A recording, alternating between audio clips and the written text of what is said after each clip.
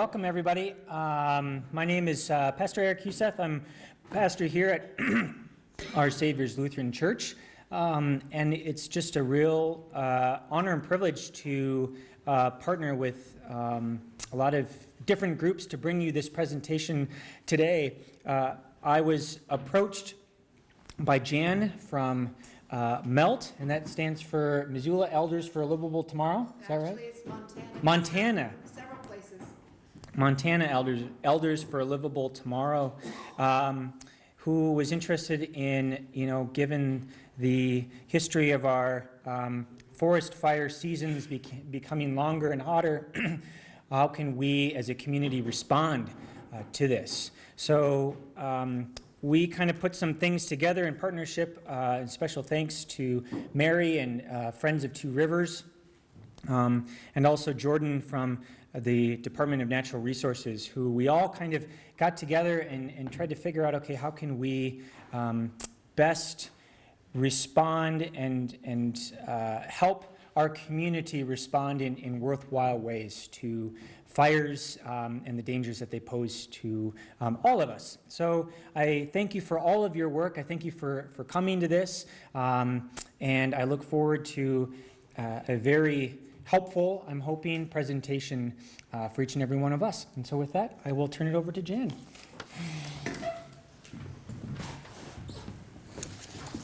Well, thank you very much for having us here. When we talked to Pastor Youssef and Mary Erickson, we saw that putting an event together here was in good hands, and we basically just relaxed and let them flow with it. Our group, Montana Elders for a Livable Tomorrow, decided to focus on fire this year for our major activity, basically because of what we had just been through in the summer. And also we have two firemen, one smoke jumper, one author of a book on natural disasters, and I was a former incident medical specialist on wildfires. So we had some people who really wanted to focus on this. Also, my husband and I built two homes in the Methow Valley of Washington State, and we had sold them when both of them were burned in the Carlton Complex fire in 2015. So why now at this time of the year? Well, the fires of last year are still in our minds, but also there's a lot that we can do in this time before the wildfire starts. In fact, the most important things you can do are now, before the wildfire starts.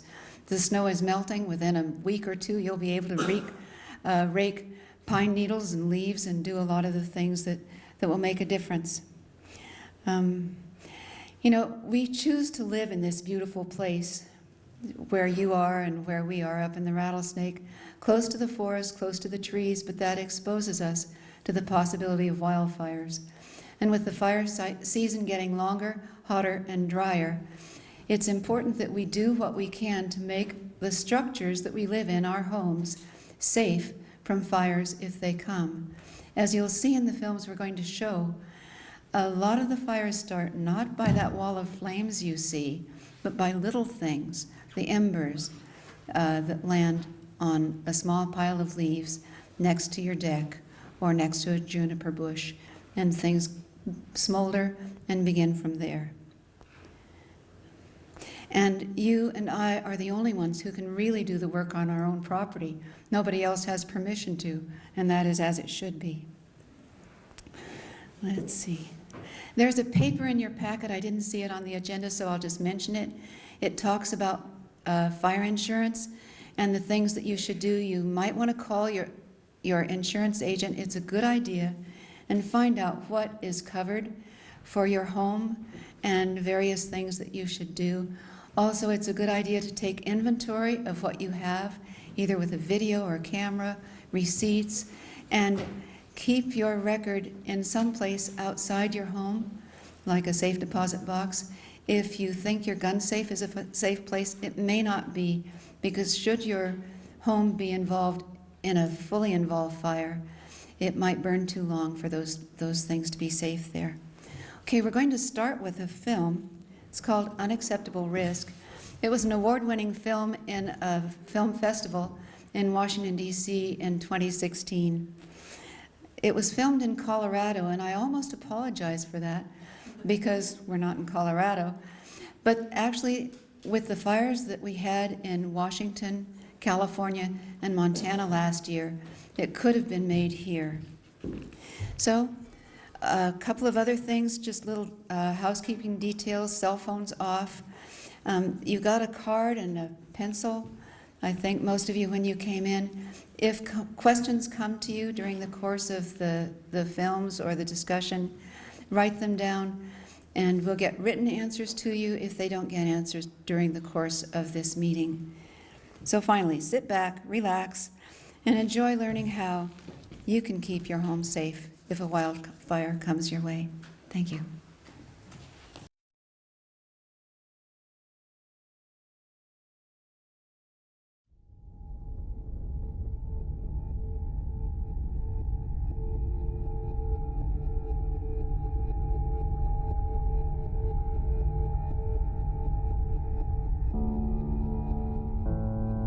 When you're getting kind of right up close to the fire and really kind of intimate with the fire, and you're digging, your head's down and you're scratching line, you're down in the dirt and you're working and sweating and it's hot and it's hard to breathe, and you're choking because of the smoke, your eyes are burning, and you're just right up against it, and you look up and there are fire whirls, which are like a tornado of fire, literally.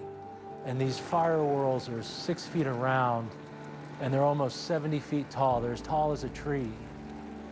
It's just a moment that you're terrified and in awe all at the same time, because there's nothing there in your experience to help you to really grasp the gravity of the situation that you're in right then. Back out! God, this house! Get you up!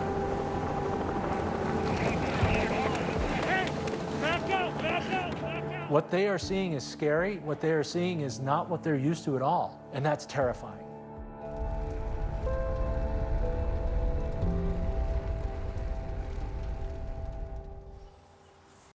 Colorado used to be considered, we called it the asbestos state, because it just was not a significant fire environment state. And in the last 10 years, that significantly changed. In 2010, we had the 4 Mile Fire. Within 2 years of the 4 Mile Fire, the record for most destructive fires was eclipsed twice. And since then, it's been eclipsed, I think, 2 more times. 10-day fires, 4-day fires, 3-day fires, that was kind of the norm. Not 2-week, 3-week, 2-month, all summer long. We're being confronted and asked to suppress or battle fires that didn't exist 20 years ago.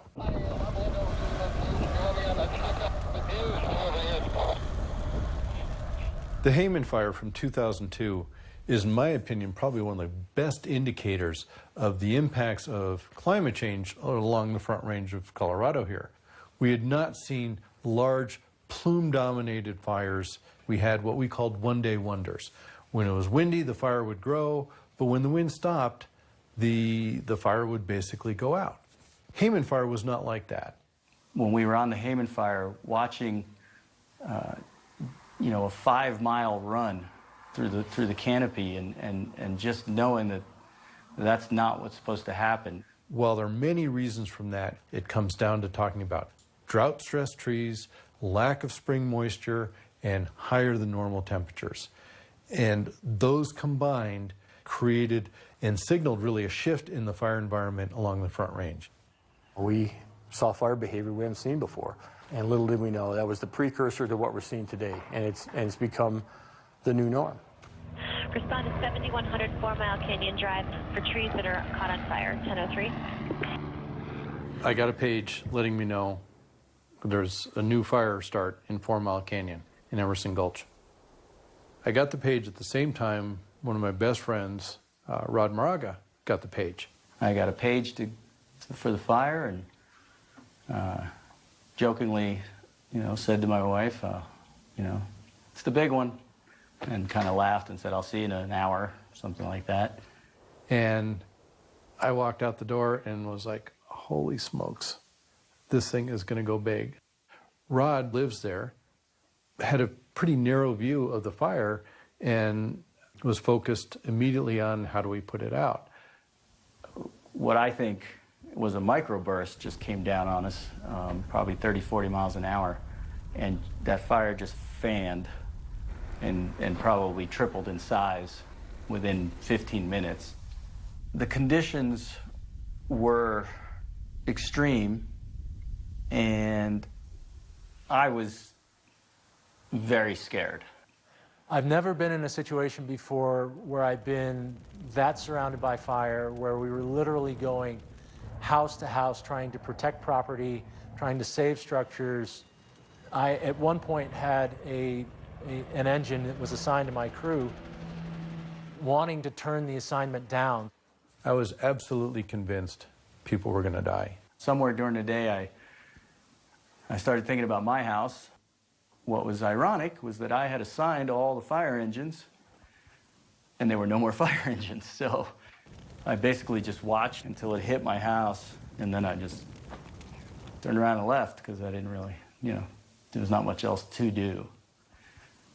When we see fuel loads that have increased over time, when we see weather and climatology that has gone to extremes, we don't have a fire season. We have a year-round fire season, and any month of the year is conducive to wildfire.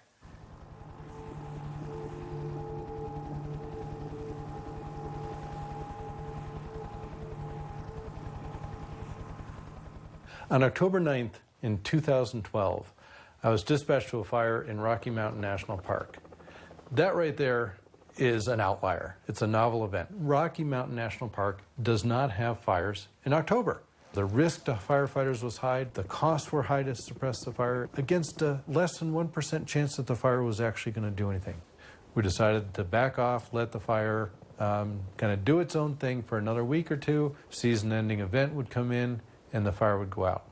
So nearly 2 months later, the fire was still going, and strong winds came up one night and pushed the fire 3 miles in the night. At night, in practically December. Throughout the night, we're still having active, intense fire. Temperatures aren't cooling off as much. I think that the fire environment is changing so dramatically and so dynamically because of our environment in general.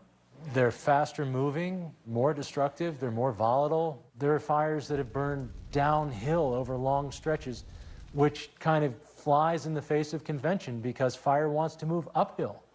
On a day-to-day basis, we're being surprised.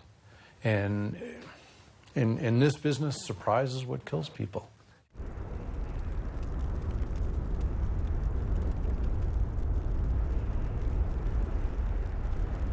From where I live in Northside Colorado Springs, I got a good view right at the fire area. Initially, I was having a hard time grasping what I was looking at. We had a thermal collapse of this convective column of superheated air and gas and smoke, and it had enveloped the large area of the community. I was in a pickup, and I started driving up these streets. I was going to roll the window down, and when I felt the radiant heat through the glass, I'm like, that's not survivable. If I take a breath of that, that's not survivable. I need to get out of here. It was chaotic. I was scared to the point of being emotional about it. I was convinced, our guys were gone. They weren't resources really anymore to me. They were, people. And so we're going to tell these people, tell that guy, you know what? You got a family, and it doesn't matter right now. You took an oath, go in there. We have a responsibility to the community. We have a responsibility to ourselves, our profession. But at what point does that no longer become viable? Plus, I have this awareness now of what this fire behavior has been for all these years. And knowing that, where does that cross over into my responsibility to go and send people to do these crazy things? Jesus Christ. Whoa. There it is, right here, right here. Oh my gosh. It's okay. We're out. When I came into that fire, I thought I was ready for it because of what I'd seen. But the fact of the matter is you're never really ready. Black Forest made what we were seeing that first night at a 4 Mile fire almost look small. Seeing the homes burning in these subdivisions that were already lost, seeing the devastation that had happened, watching the crews moving almost like they were out of their element. The fire was jumping, it was moving much faster than we could get in front of it. It's like being in a fog bank, only it's all smoke. You can't see the fire. You can hear it. It's out there. You know it's out there somewhere, but you don't see it. There are lists of rules, kind of rules of engagement as to how much fire you can put what kind of a resource on. And when you're looking at that much fire that you can't put any kind of a resource on it, that's an oh shit moment. So that public can't have an expectation anymore that we are going to take firefighters and put them in front of that. It's beyond our capability to manage. We're not going to kill good people trying to save infrastructure that we put in a place that probably shouldn't be there. And so that changing this new environment, dry, arid, drought-stricken area with lots of fuel, is we're going to have to change the way we live in it. And that's where we're struggling. Is there evidence of climate change in the fire environment? You have to say yes, because we are seeing a level of fire and an intensity of fire and a risk to firefighters that hasn't existed in the past. And every indicator is, every year it just gets worse. This summer is my 21-year-old daughter's first year on the fire line. And people always ask, are you proud? And in one sense, yes. And then in the quiet moments, it scares the crap out of me. In my 20 years, I come close to dying. And I hope that she doesn't have that. But when I look at the changing fire landscape, I worry, because I can't tell her what she'll see, because she'll see stuff that I'll never see. As a society, we have to take this evidence seriously. And we've got to start confronting climate change with the same level of effort and resources and intensity that we do to fight wildland fires. Firefighters are already taking unacceptable risks.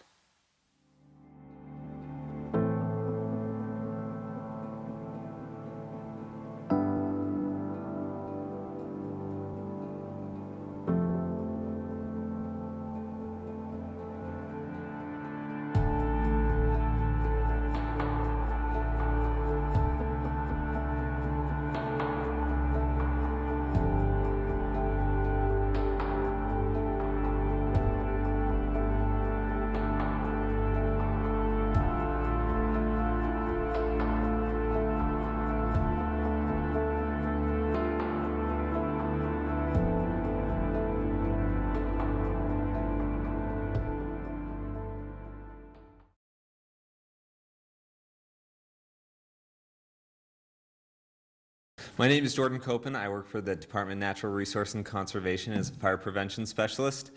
And I have a little presentation here that I'd like to show you guys. I might try and make this full screen if it's possible. I don't know if I can do it from here or not. PDF? Yep, the PDF. Oh, that's it. You're on it. If you, I think window. There it is. Perfect.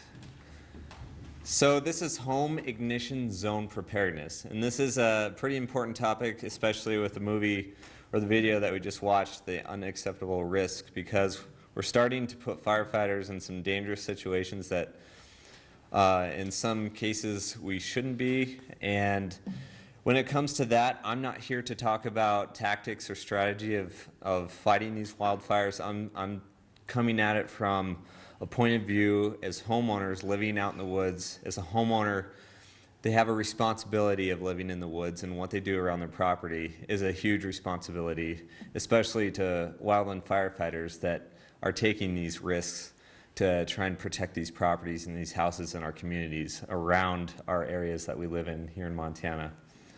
So I ask a lot of people, what is the wildland urban interface definition? And a lot of people think it's a place, but we're trying to steer away from that. It's not a place, it's a set of conditions. So by set of conditions, what does that mean? Well, I explain that we're adding to that set of conditions. Is our set of conditions concrete or pavement, or is it a jungle, or is it a wooded forest?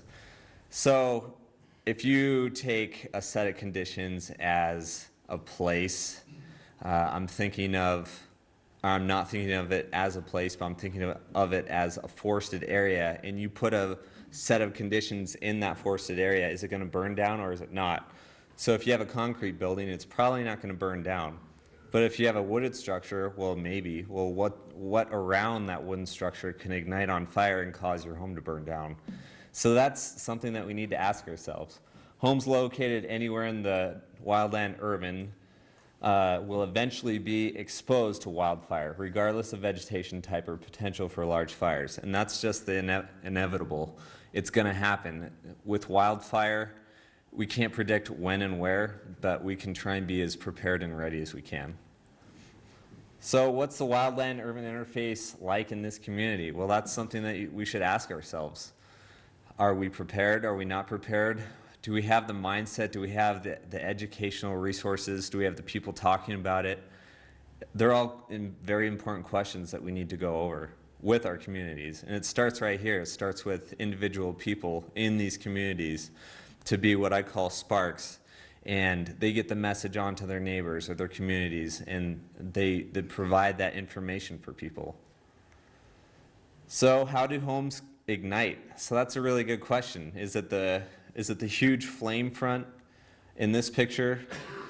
Or not flame front, just the catastrophic big plume. That's what we all think of, especially with the Lowell Peak fire and some of the fires around here last summer. Or is it kind of this low intensity ground fire where you have some single tree torching? And then we look at this picture up here, just tons of little embers being spat around all over the places, landing in fuel beds. So that's something to think about. So I have this bullet here: the closer the structure is to the source of the heat, the quicker ignition will occur. So anybody in this room think that this home burned down, and why? So we look a lot of these places and ask ourselves that. Did these guys do as much as they could when they could before fire season, as in this time of year, April through May and into June? And with that, that's a great question. I mean, there could be a little bit of vegetation here that, with the radiant heat, if that catches fire and the wind's the right way, you got a flame right against your house. But in some cases, the resistance can be different depending on the structure type. So if you have with the decking that is a little more flame resistant, sometimes you can get away with it. But it's better to be safe than sorry. So I go on to the next picture here. These guys had a lot of good things going on around their home. They didn't have a lot of fuels. And I like to try and tell people that when you think of a flame front coming over, it's not going to stay there for very long. But if you're in a canyon like we're going to see with the Roaring Lion fire, and you have a structure right up against a very thick forest, then you're just kind of creating that inferno that could eventually happen and take out your home. So another point that I try and emphasize is radiant heat. You think about radiant heat, the fire front, if it's going to come, it's usually only going to last a few minutes.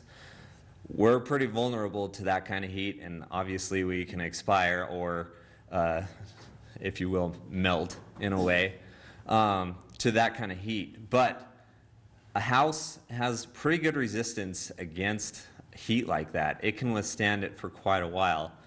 So I try and paint this picture with this slide here. If you're 131 feet away from the flaming front, it's going to take 12 minutes of continual radiant heat for that structure to catch fire and burn down.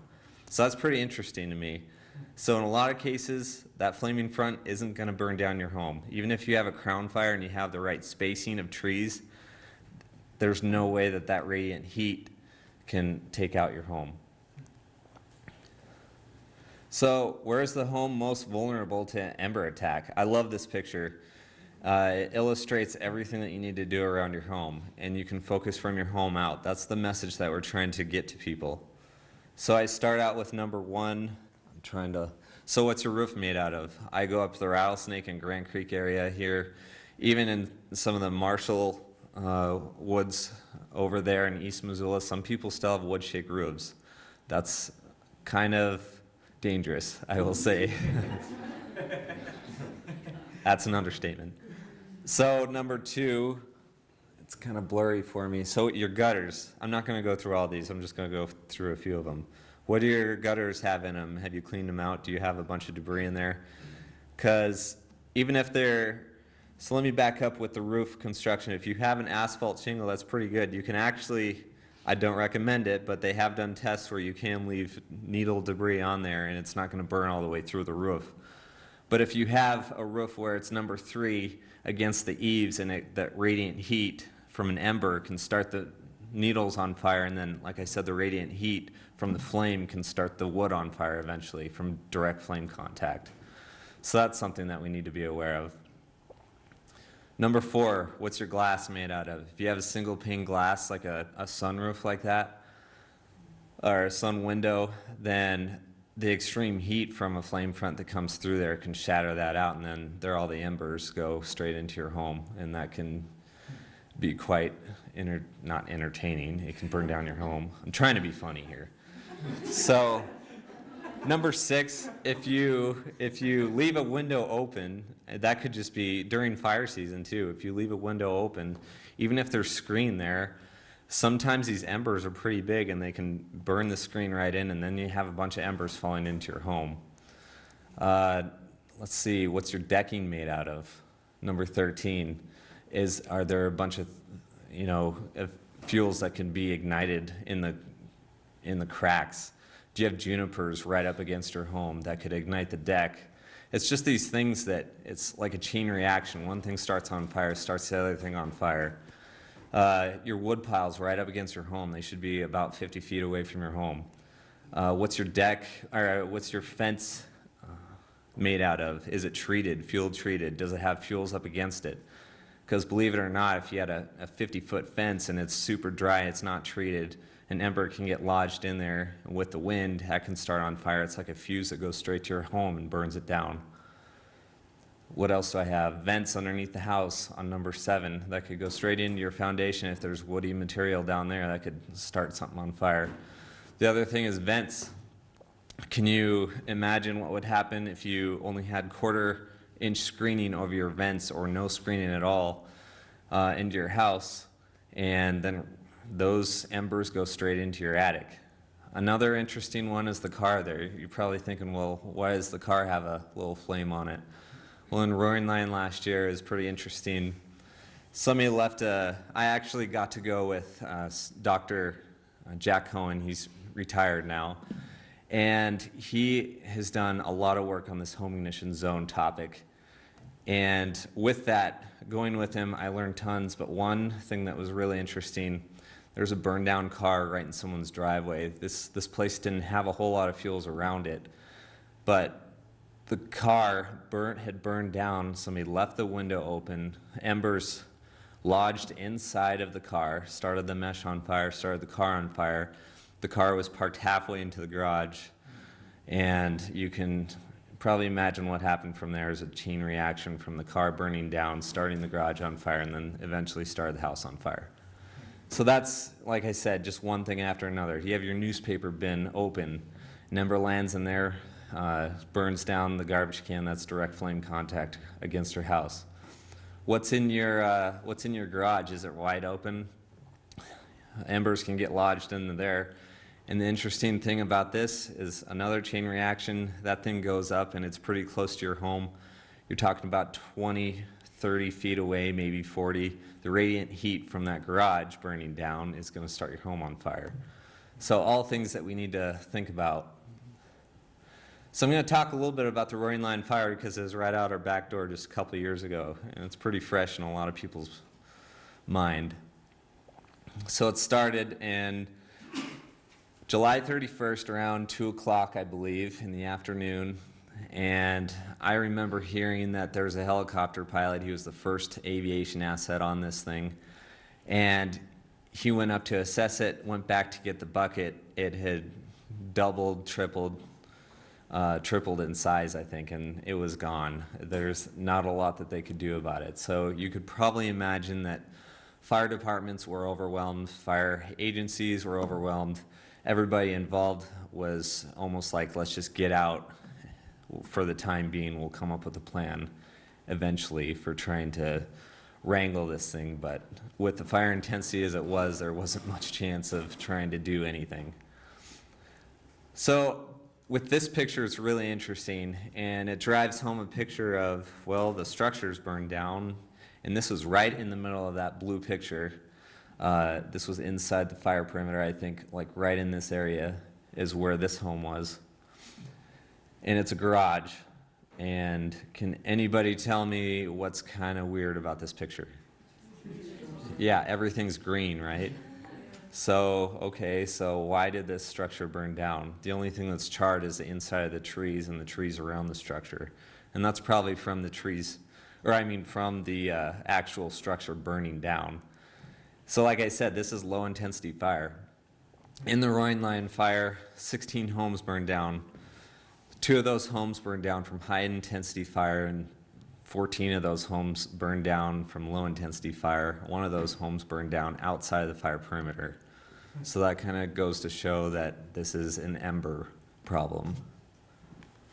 So this is one of the 2 structures that burned down from high intensity fire. And like I was saying, if only this person, you can see a little bit of the green grass back there, but this was right up Roaring Lion Canyon, and it was a fiery inferno, let me tell you. That place cooked. And I could stand right at the foundation of that and touch the tree, and it was a wall of trees that went up and down the property. So you can only imagine the radiant heat just cooked this house, and that's why both of them burned down. This was actually a resident. He had a guest home and his own home, and they both burned down. And they're about, I don't know, probably 100, 200 feet away from each other. So that's the other point that I'm trying to bring up is if you are adjacent to other homeowners' land or you have federal land next to you or state land, there are ways to go about that and mitigation measures that you can take, and they can help you out with some of these thinning fuels projects that you can take on. That's just another picture. Like I said, it's just a matchstick forest. There's a creek down here at the bottom, but obviously that's not going to do you very good. So this is another very interesting picture. With the Roaring Lion fire, we're seeing some downhill fire activity, and usually we think, well, fire spreads uphill. Well, when you have a pretty solid wind coming out of the canyons going downhill, that means the fire is going to spread downhill. And with that, you're going to get a lot of spotting out ahead of the fire. That means these embers are being thrown out of the fire at miles in advance, sometimes up to 5 miles. Just depends on the intensity of the fire. Then you have downdrafts with the black circle over there, where it's just pushing out in a lot of ways with a lot of flame and a lot of heat, a lot of smoke. Fire creates its own weather. So this is another example of a forest treatment. So forest treatments aren't always effective during the middle of fire season. Not saying that they're not a good thing, because you take the home ignition zone in a treatment, a wooded treatment, put the 2 together, then we're actually accomplishing something with the 2 of them. But this just depicts that fire can still burn in some of these fuel treatment areas. That's not the total answer here. We need to focus on the home and fuel treatments both at the same time. So are we prepared for the worst? And like I said, I can't emphasize enough that disaster can strike at any time and anywhere. And we need to be as prepared on this topic as we possibly can. We need more ears and eyes open in our communities.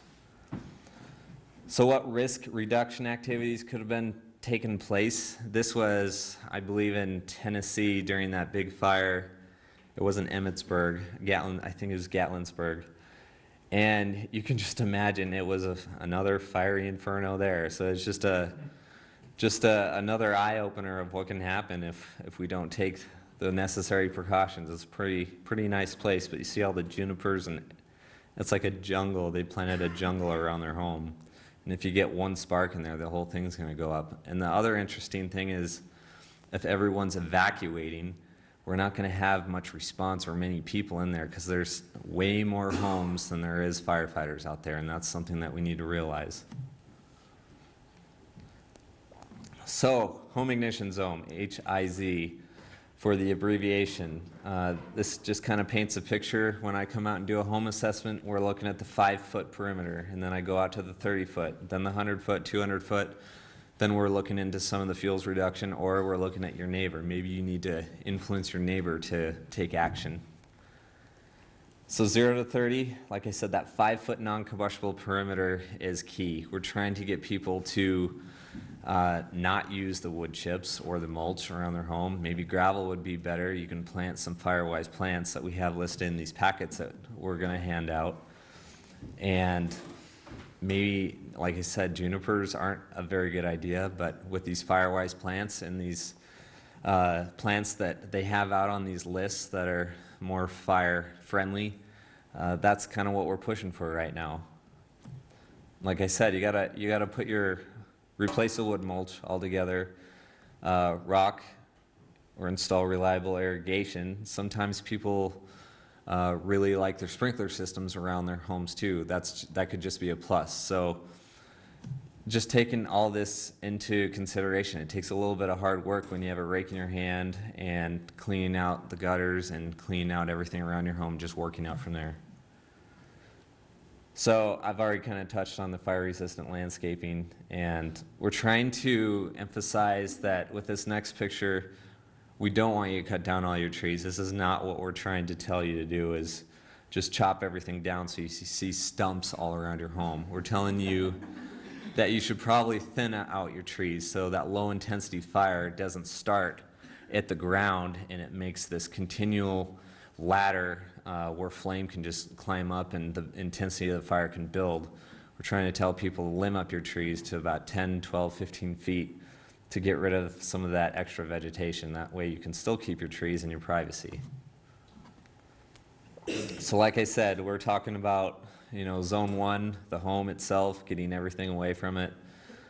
Zone 2, probably thinning, and not thinning the trees, but limbing the trees, maybe thinning a few of them if you feel comfortable doing that. And then 3 could be your neighbor's home or some adjacent public lands.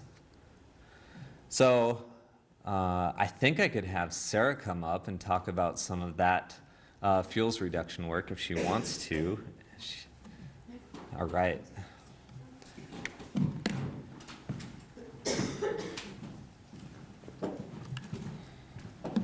So both Caitlin and I are here. My name is Sarah from the Blackfoot Challenge.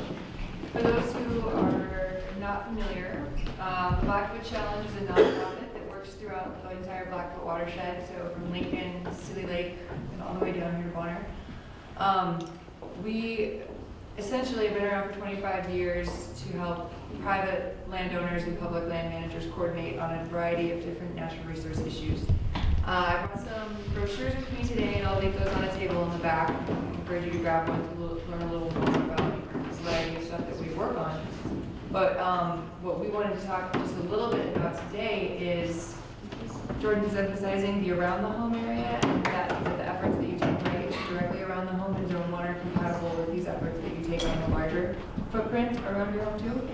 So Caitlin is our forestry assistant, and we'll talk a little bit about what our forestry program focuses on. Our forestry program is essentially, Jordan talked about doing fuel mitigation around your home. We have grants that we administer. Yeah, would you like me to? Oh, sure, thanks. Is it on? Yeah. Okay. So Jordan talked about doing fuel mitigation around your home, in addition to doing the home itself. And what we do is that fuel mitigation. We have grants that we administer, cost share grants, so we can help pay for the cost of what it might take to get a contractor on your property to do some thinning, do some pruning, like Jordan mentioned, 10 feet up in Zone 2 on your trees, just to get rid of the ladder fuels and pick up slash around on the ground. So our cost share can help up to 50% of the cost that it would take to get a contractor on the ground and clear out some of the trees around your home to create spacing and small fuel breaks between your home and your neighboring home, or if you're very close, then we do encourage trying to get a kind of a neighborly contract going and do a few different properties together, just especially on like the 1 to 5 acre parcels, because you could treat your 5 acre parcel, but if your neighbor is still super dense, and like, I mean, Jordan was talking about, it's surprising the distance that radiation could cause something to burn up. So I've got information on the dash air. Even if you're not wanting to do it right away, I mean, please take some information on it and keep us in mind, because we've got money to help you out. Thanks.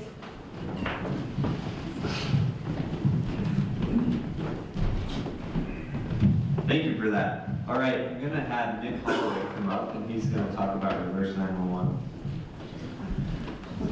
Hi, I'm Nick Holloway from the Missoula County Office of Emergency Management, which is 911 and Disaster and Emergency Services. So we're cooperators with the DNRC and incident management teams that come in to manage these big project fires, and local fire departments. And you know, fuel mitigation and preparing your property, preparing the home ignition zone is critically important.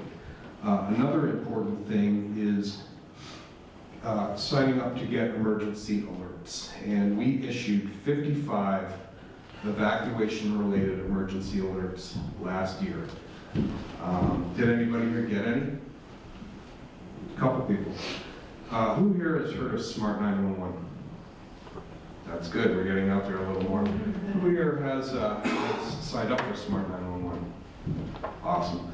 So Smart 911 is Missoula County's emergency alerting service. It's pretty much the gold standard of emergency alerting because we can target our audience who we want to alert. And in the case of those 55 evacuation notices we sent out last year, we were able to send them with boundaries on streets and however we wanted, and we sent them just to the people that needed to get them. And that's one thing about our alerting system, is that we are very concerned about alert fatigue, so we don't want to send people a bunch of alerts they don't need. Another thing about this alerting system is it's an all hazards alerting system, so it's not just for wildfires. You probably remember back in, I think it was January, there was an armed man going through East Missoula. We sent that alert to East Missoula, and people were able to shelter in place and lock their doors. A couple weeks before that, we sent an alert out to Missoula where a 9-year-old boy, a radius around his last known whereabouts, was missing. He was found within a few hours. And so we send out alerts probably 2 to 3 times, excluding the fire season, 2 to 3 times a quarter, and they're usually for missing persons. And it's very successful. We've always found the person, so it works great. Another great thing about Smart 911 is that there's a piece of it, it's 3 pieces to it. Smart 911 rate alerts, which is what I've just been talking about, and Smart Prepare. And Smart 911 allows you to go online and create a safety profile, and this is all this, you'll get some of these in the packets, these flyers. This is all at smart911.com. And when you go online and you create your safety profile, you can include what's called critical care information. And that's any information that you would want responders to have who are making a response, who are responding to your home. And so that could be drug allergies, utility shut-off locations, where your kid's bedroom is in the event of a structure fire. I have my son's bedroom location, 2nd story southwest corner of the house, so that's one of the first places a firefighter would look in the event of a structure fire. All those kind of things. And this, when you make a call to 911, this safety profile pops up on the 911 dispatcher screen, and those things that you've identified as critical care information items rise to the top of the list, and then they can be relayed to the responders who are en route to your location. It's also great if you do not, if you're unable to speak for some reason. You might be in a situation where there's somebody in your home and you don't want to make any noise, but you can call 911 and all that information will pop up, and they'll have the location information and they'll go straight there. The other nice thing about Smart 911 is the piece called Smart Prepare, and that's where all this information that you previously provided, it's private.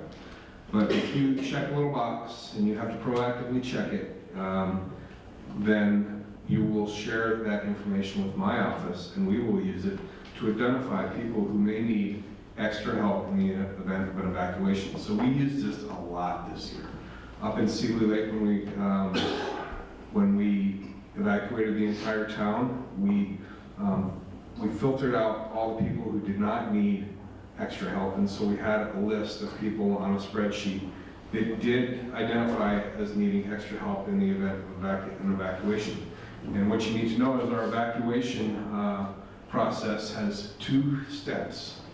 One is to send out the alert that I just mentioned, which, by the way, you can get on your cell phone, via text, email, or a phone call. One is to send that alert. The other is to have deputies go door to door. So we try and do both, or we do both, and we gave the deputies that list of folks that I identified as needing extra help, and they went and contacted those folks and saw where they were with getting out. So that worked nicely. So the other piece about Smart 911 is there is a large emergency alert gap in this country right now. And that's because landlines, the old landlines that many of us still have, are automatically in the system. It's non-proprietary information, and that information is shared with 911. So all those folks get all these alerts, no problem. However, cell phone information is proprietary, and we don't get that information unless you voluntarily sign up. And so as folks in Missoula, Montana, and the country increasingly rely on cell phones only, that gap grows. And so we really need people to sign up who want to receive emergency. I've been told I need to keep it short, so I'm going to cut it off there. Everybody do this right now.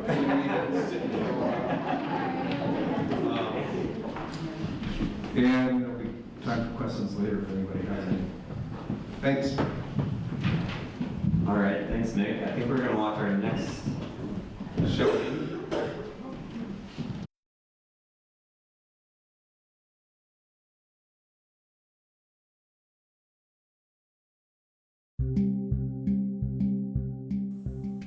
Uncontrolled, extreme wildfires are inevitable. These are the conditions when wildland-urban interface disasters occur. The hundreds to thousands of houses destroyed during a wildfire. Does that mean that the wildland-urban interface disasters are inevitable as well? No. We have great opportunities as homeowners to prevent our houses from igniting during wildfires.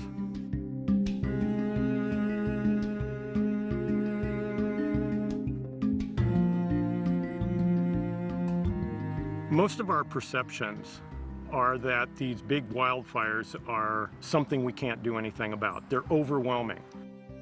If huge organizations can't control the wildfire, how is it that somehow I can do something to my house to keep it from burning down? It's not a matter of controlling the wildfire, it's a matter of changing those conditions of the house and its immediate surroundings. There's a lot that we can do to the little things to our house and its immediate surroundings in order to reduce the ignition potential of that house.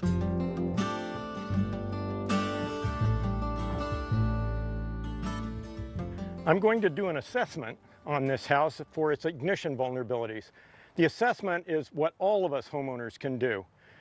Currently, we're not in fire season, but it's getting hot and it's getting dry, So this is a perfect time before the smoke's in the air to do this assessment.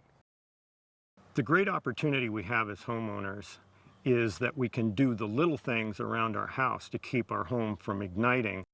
We can actually separate our house from the extreme wildfire. We don't have to rely on the control of the extreme wildfire in order to keep our house from burning down.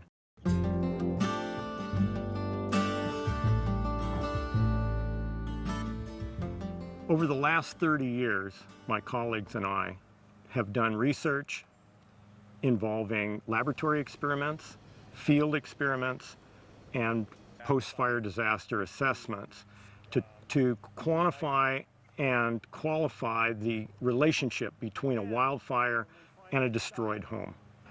What we found is that the high-intensity flames, more than 100 feet away from the house, are largely incapable of igniting the house directly. But it's the little things that seem to be destroying the houses. The burning embers, we call them firebrands, lofted out of the high-intensity wildfire to land in the community, sometimes directly on houses as well as the surroundings. It's not 100-foot flames, it's a pile of firebrands that would fit in the palm of our hand. So my colleagues and I designed a firebrand, an ember shower demonstration. We have a full-size house. It's got bark mulch and pine needles around the base. It's got pine needles in the rain gutters. It's got pine needles on the roof. We have an ember generator that then casts a brand blizzard at this house.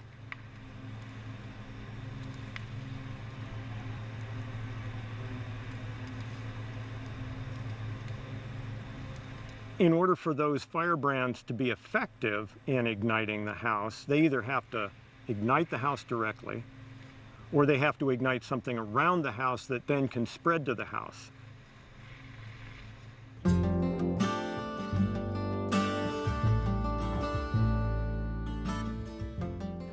The main factors determining this home's ignition potential are right here.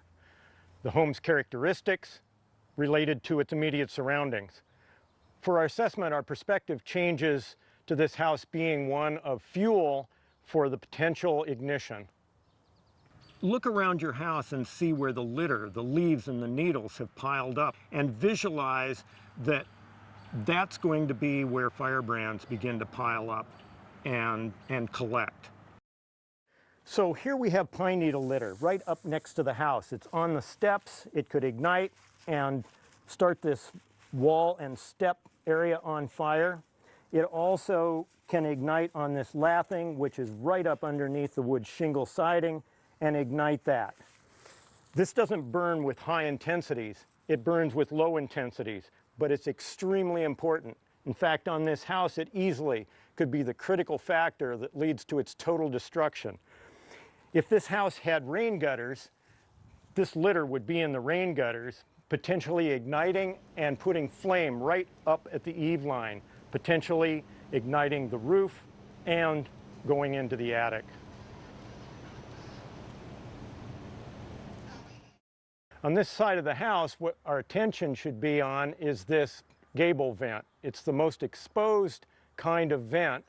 I noticed that it's got fine mesh screen, which certainly helps keep large firebrands from going into the attic and potentially igniting this house. One of the things we looked at were vents during the brand blizzard. The brands are directly impacting that vent opening. The burning brands can blow right into the attic and potentially ignite the material that's in the attic. The remedy is simple. All we have to do is use finer mesh screen to cover the openings. One of the important aspects that we demonstrated was that you don't have to have a metal roof in order to keep the house from igniting, from firebrands. What we showed was that any roof that doesn't ignite and spread fire can survive the brand blizzard. So as we previously demonstrated, composition shingle roofs with pine needles on them don't represent a significant ignition problem. But look here, we've got a wood-sided wall coming down to the top of the roof where this needle deposition, when it ignites, is going to put flame contact right on the side of the wood wall. This results in flame contact and high ignition potential, resulting in the destruction of this house. The house includes more than just itself if there are outbuildings that are close enough to ignite and spread to the house. So maybe we have a shed or we've got a chicken coop, which then can burn long enough to ignite the shed that's next to that, which then ignites and burns sufficiently in order to ignite the house. So we need to be as concerned about the surroundings of our outbuildings and their condition as we do our house.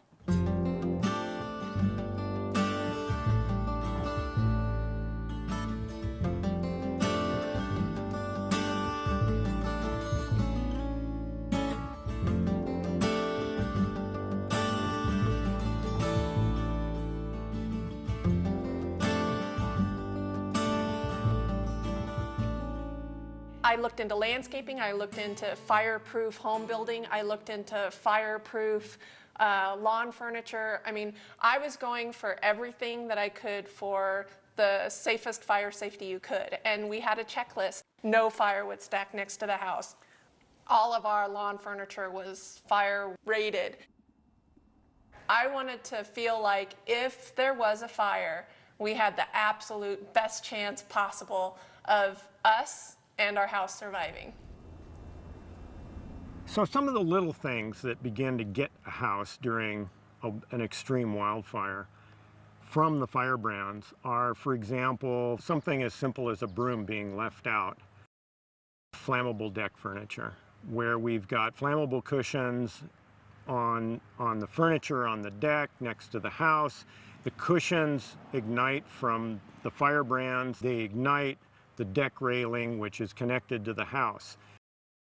We put 3 foot of rock siding all the way around up the house, as well as in our landscaping 3 feet out of crushed rock.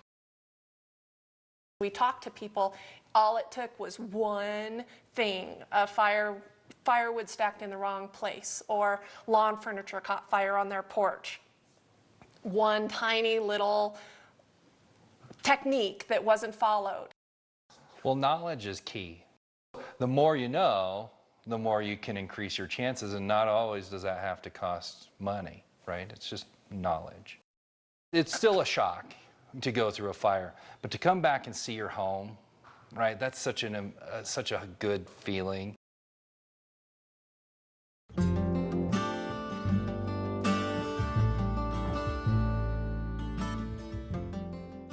Flame contact on the house is a really bad idea. So what we want to make sure of is that we don't get flame contact on the house. We don't have a fire burning across pine needle litter, for example, and making direct contact with the house. But that only takes 5 feet around the house in order to keep the flames away. Let's take a look at the surrounding area of the house.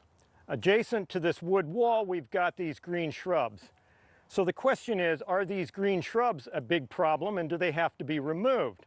Well, as long as we've got green foliage without dead material, we're pretty good. But if we take a look, we've got dead material in the canopy and we've got dead material deposited under the wood wall. What we want to do to keep the shrubs is to prune out all the dead material within the canopy as well as underneath in order to keep the wall and the shrubs from igniting.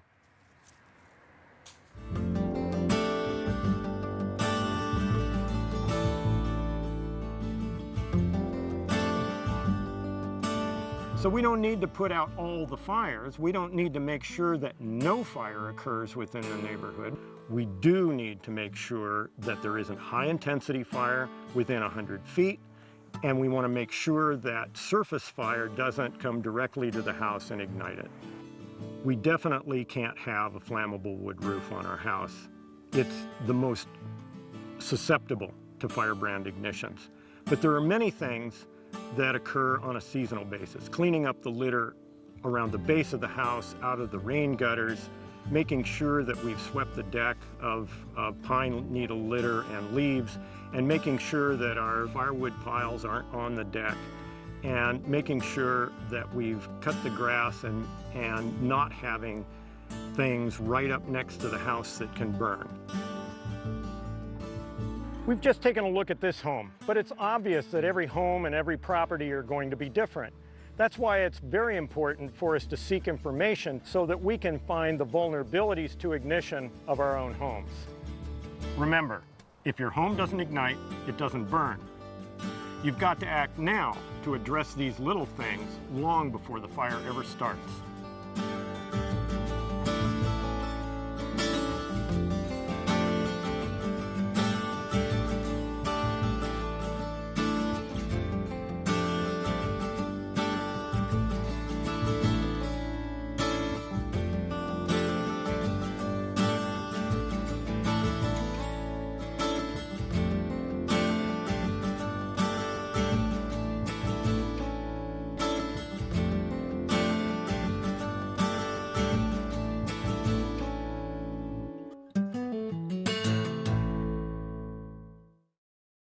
Alright, so that's kind of a cool little video series that we have as a resource on YouTube that you can always go and look up there any time that you would need to. I'm going to invite Mary up, and she can take it from here. Hi, I'm Mary Erickson, member of this church and current president of Friends of Two Rivers, for what that's worth. I'm sure you've learned lots from these videos. I've seen them several times now, and I learn something more each time I look at them, and it's great information. I want to introduce you to a lady locally who lives on Lolo Peak. Lolo Peak Fire. Yes, and whose home survived the fire, and she's going to tell you how that happened. This is Patty Margaret. Thank you. Or Garland, I'm sorry. Do you want to use the... I think I'll just stand up. Okay. Do you want me to be your Vanna and hold the pictures? Sure. We can even pass that down. Okay, and I'll hold off on that.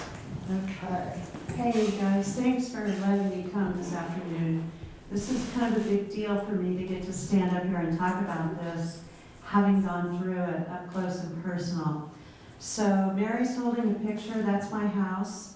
That was last summer on August the 17th. Oh, about 7:30 in the evening, the fire was coming down the hill right towards my house and my property. So what I'd like to do is briefly run through everything I did to prepare for that moment. This is the profuse, intense ember fire that resulted from the fire coming down the hill to my house.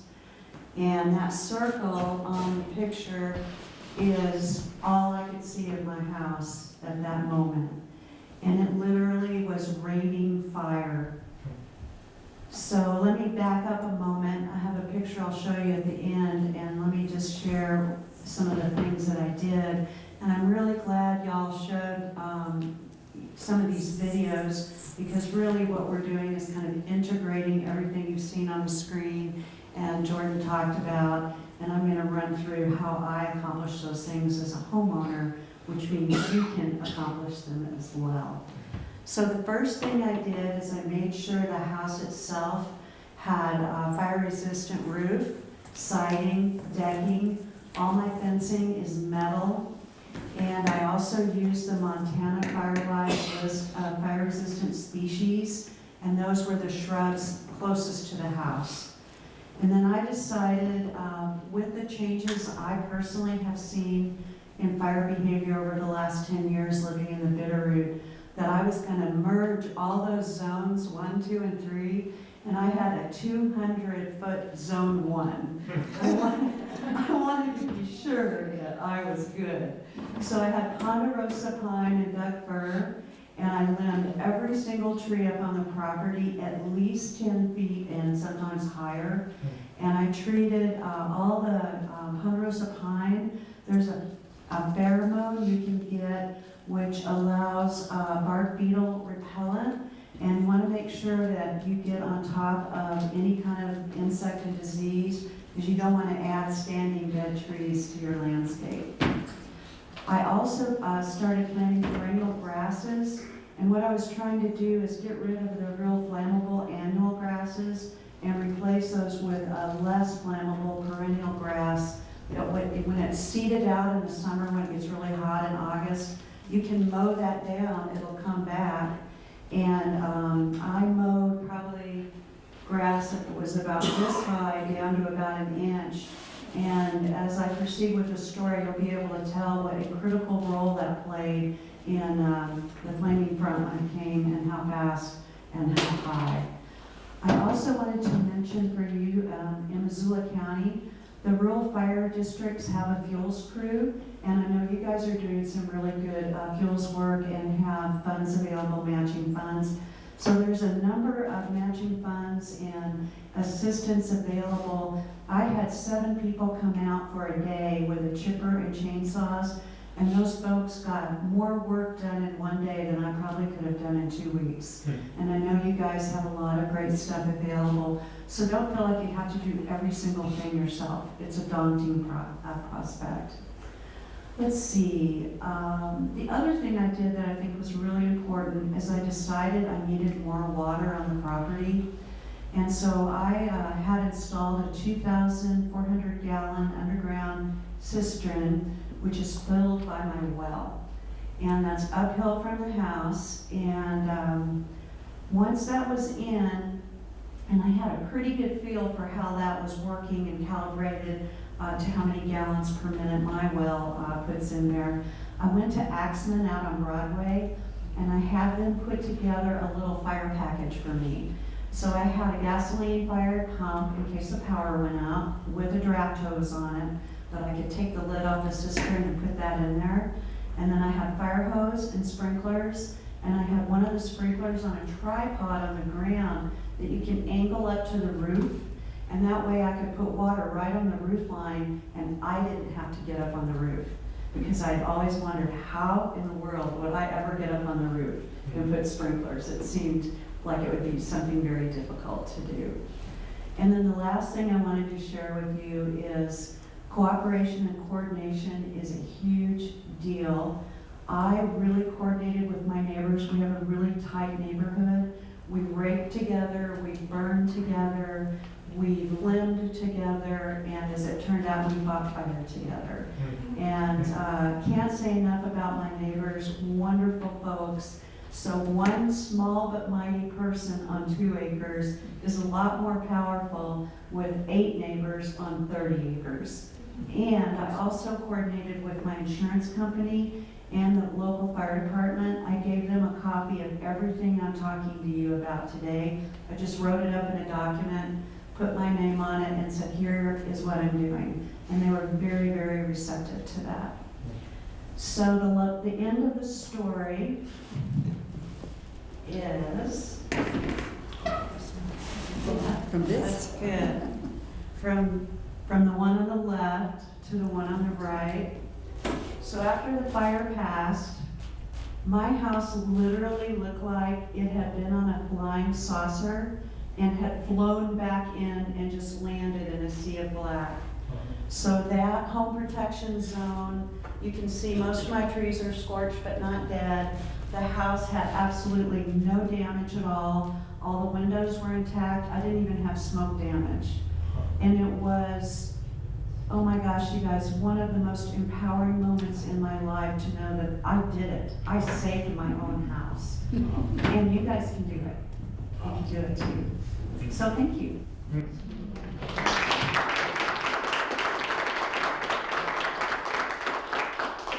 Thank you, Patty. That's amazing and wonderful. A few years ago, I was working out my garden right about this way, and sometime, and I looked up this way, The mountain above Gary and Judy's house is on fire. Woody Mountain over here was on fire, and I yelled to my husband, get the hoses, get the sprinklers. We have tripod sprinklers. Get to Gary and Judy's, and he did. Okay, I'd like to introduce to you my friends Gary and Judy Matson, if you don't know them. If you do know them, you're lucky people. And they'll share with you what they have done as far as fuel mitigation on their property. Missoula Rural Fire District, and I've always really enjoyed working in the woods. I love getting out there with my chainsaw and my brush cutters and everything, and lately I've enjoyed watching somebody else do that more than doing it myself. And that's what Missoula Rural Fire will do. They did for us twice, and so I have contact information in my pocket and also some little cards on the table for getting a hold of them. They'll come out, and like Patty said, there's 6 or 7 of them that will work really hard, do more than you could do in a week, in a single day or two. They'll either haul the material off, or arrange to have it hauled off, or pile it, and you could burn it yourself. So that was one thing that we've availed ourselves of twice in recent years, and been very beneficial for us. And the other thing is fuel mitigation, hazardous fuel reduction projects that's operated, that I think Sarah mentioned, that somebody in Blackwood does the same thing. We did ours to the Bitterroot RCMD, and I have their phone number on these little cards back there too, and I have some in my pocket. But we had 7 acres, and they thinned it for us. The charge for the thinning was, I think, $12,000, and then they paid half of that. They paid 6, and we sold some of the wood, so that was another 3. So we came out with 7 acres of fuel reduction for $3,000, which was a lot better than it could have been. So anyway, those are my 2 sources of hazardous fuel reduction. And as I said, these little cards are back on the table, or I have some in my pocket too, if you'd like some. Thank you.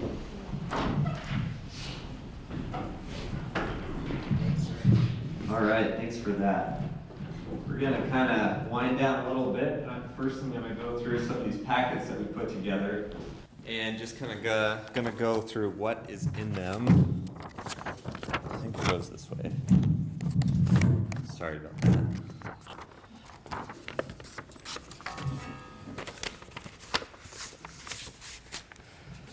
So, and I encourage all of you to take one of these packets or multiple packets. I can always make more of these. I've already made probably around 200 of them so far. So what you're going to see, an examination of home destruction, and that's our Roaring Lion Fire write-up from Jack Cohen when I went with him. That's the whole write-up, all of his findings, all of the evidence. Everything's in here about what happened to a lot of the structures and all the devastation of the structures in the Roaring Lion. Really interesting read. Highly recommend it, and it gives you some good talking points when you're talking to your neighbors or other community members. So that's one of them. The other one is our Ready, Set, Go. So the ready part of it is what we need to do to prepare for wildfire, and the set is a little more preparedness, and also what we need to do with evacuation lists, what you need to bring with you, and then the go. And by the go, we're trying to emphasize that it's never too early to evacuate when there's a wildfire. So that's a very important publication. And then the other one is one of my favorites, where I got one of the pictures for the little PowerPoint that I presented earlier. And it is called Ember Aware. So with these, it really illustrates and paints a really good picture of where embers can land, what ember traps are going to be present around your home. It's going to use that same picture with all the bullet points, and it's going to give you a description of each one and what you can do to solve the problem of not having an ember start a fire anywhere around your home. So another one of the documents is our fire-resistant plants for Montana landscapes. And a funny thing about this is I was actually quizzed last year on a radio station. I didn't know any of these, so I need to actually brush up on this myself. a lot of the, obviously I'm not going to know the scientific names, but I should probably know some of the other names, but a lot of good information on what you can plant around your home for us in Montana. They have a lot of cool colored documents online that you can get from the Oregon, I believe it's Oregon State University, and gives you a couple ideas, but it's not going to be like the Montana one. We're coming out with a Montana one here, and hopefully in the next month or two, where we have that publication where it has the cool colored pictures on it. So the other one is the Smart 911. That'll be in there too, how you can sign up, the importance of it. And you can ask Nick if you have any questions when it comes to that. And then we have kind of an insurance notifier, what you should probably contact your insurance and ask them about premiums, about living in the woods. A lot of cool things to ask your agent. It's probably good information and probably something you'd want to do. Make sure you have the right insurance. I've heard horror stories of people that live out in the woods, they've had a wildfire come through, burn down their home, and they didn't have the right insurance, and they didn't get the sufficient money back that they should have. So that's another very important one. And last but not least, I don't think there's anything else in here, is our free home wildfire risk assessment. And one addition that I put that's not on this one, but it's on all the packets at the end before you leave, is an email that you can email this back to if you don't want to. Well, it's pretty much the only way that you could get this back to me. Maybe take a picture of it, then email it back with all the contact information that you have here. But this is a good way to sign up. It's free. I would come out, or maybe someone from Missoula Rural would come out, or somebody from the Forest Service. It just depends, and you can get a free home assessment. We do a walk around your home, and if it came down to it, I could get Sarah to tag along with me to do the home assessment. I can do the whole home part, and then she can walk around the outskirts of your property if it extends out to 200 and 300 feet, even out from 100 feet. I kind of feel more comfortable with somebody like that knows the forest a little more than I do. So that's a good resource. You can send that back to me. One funny story that I had, I actually went out and I was watching some of these Missoula Rural guys do some work on a property. They were doing the cost share, and this individual who was a former government employee, I'm not going to say which branch, but it was really interesting. He'd been involved in fire before, and he had a bunch of these junipers around his home, and I couldn't understand. I didn't know how to tell him because I was much younger than he was, and it's kind of hard to tell people, hey, this might be an issue. So he had these big, tall juniper bushes right by his home. They were probably 10 feet away, and they were pretty tall. They're taller than I was. And I was like, yeah, I don't know if I really like these junipers. He's like, oh, I think those would be fine. And I kept kind of coming back to it. And then finally he told me, well, that's where the rabbits live. And I was like, well, do you like your rabbits enough to keep them? Do you like your house enough to keep your house? And he's like, well, I'd rather just leave the juniper bushes. I was like, I didn't say it, but I was like, well, I guess that means the rabbit's home could disappear and your home could disappear too. So just one of those things we're trying to open our eyes to living with wildfire, and I really appreciate you guys coming out to this event. I'm going to put Mary back on the spot, and thanks a lot for having us out.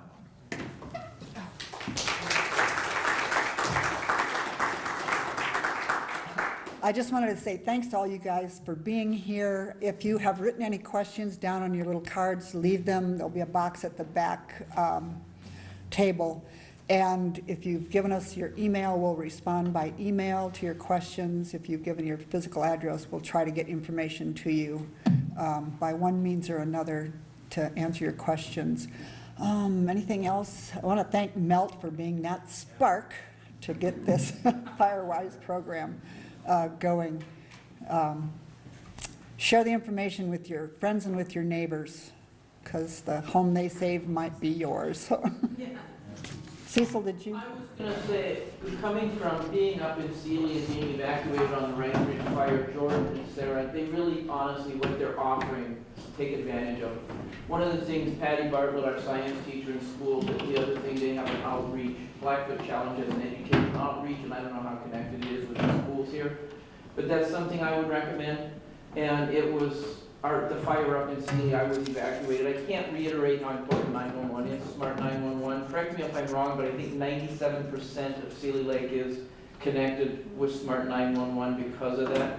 Yeah, I don't know about 97%, but it's a really high number. What we found is that when, we promote Smart 911 every day, all day, and we'll get 2 or 3 people sign up, but when people see flames in their backyard like they did in Sealy, we'll get 200 or 300 people, even up to 500 people. So it's a great just-in-time thing, as well as signing up well in advance. Well, I work in the backcountry during the summertime. I teach up in Sealy as well, and so what had happened is we were juggling both. And during the fire, when it started coming towards my house, I wasn't at home. But my phone was with a friend, and so they could use that access as well. So I just wanted to Thank you, Cecil. give you a heads up on that. Thank you for offering that information. Jan, did you have anything else to? I can't think of anything to add. I think you've done a fine job, Mary. If you happen to have already filled one of these forms out requesting a free assessment, just leave them on the back table also. And we'll be around for a while, so if you have questions, jump right in there. Thanks, guys.